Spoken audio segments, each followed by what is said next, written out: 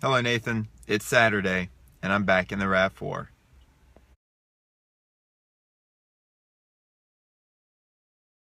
So Nathan, I don't know if you can see it in the background, but I am currently sitting in front of one of the most divisive restaurants in the United States. And in case you can't see it in the background, so why is Chick-fil-A so divisive? Well, it goes back about 2 years, 3 years now?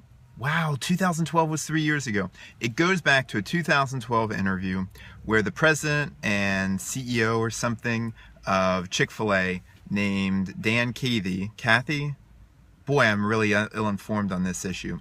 At any rate, Mr. Cathy, that's what we'll go with, said that he supports a particular definition of marriage being between one man and one woman, and says that's the biblical interpretation of marriage. Now in this video, I am not touching that topic. It is hot.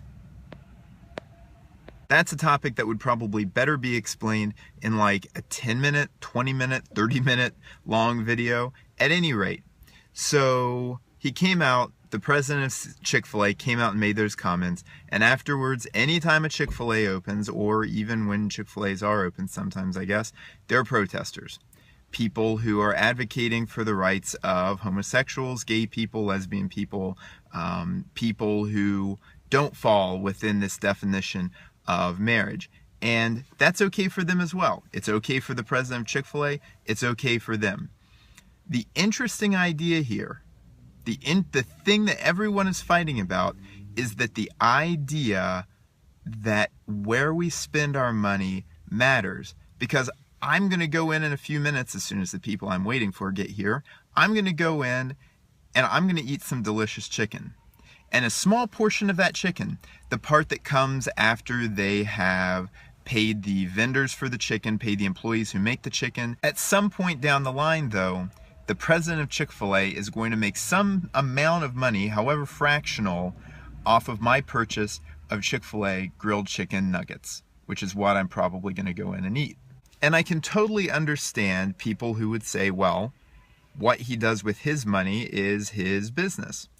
Most of those people, though, are probably the people who either A, don't care, or B, agree with him. If, however, let's say he was supporting an anti-Semitic organization, or if he was supporting some sort of global terrorism, all of a sudden, we would really care where the president of Chick-fil-A was spending his money.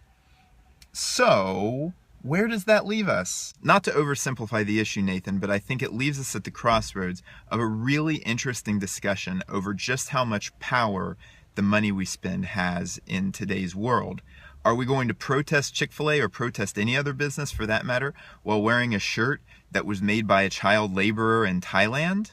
Are we going to agree with a restaurant's positions on politics or marriage, yet go in and eat their food that may or may not have been ethically sourced from animals that may not have been treated ethically, or that may have been pumped full of hormones?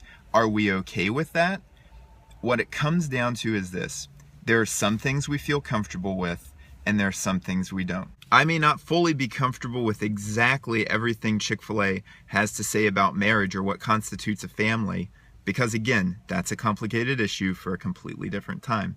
But at the same time, I know when I walk into their restaurant, it's always clean, it always smells really nice, the chicken always tastes really good, and I have never seen them treat anyone, heterosexual, homosexual, anyone of any different race or religion, differently just because of that. I've always seen them provide really great service and make a really great product. That's what I've come to, Nathan.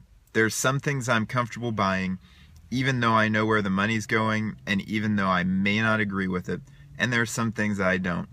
Chick-fil-A, your chicken is delicious. I've loved it for years, and I will probably love it for years to come, even if we 100% don't agree on all the issues. That's what I've come to, Nathan. There are some things I feel comfortable paying for, even though I know where the money is going, and there are some things that I just don't. Chick-fil-A, your chicken is delicious. I have grown up eating it. I eat it as an adult, and I will probably continue eating it for years to come, even though we don't agree 100% on this one particular political issue, that's okay. We don't have to. I like your chicken anyway. Nathan, cheers. I'll see you soon.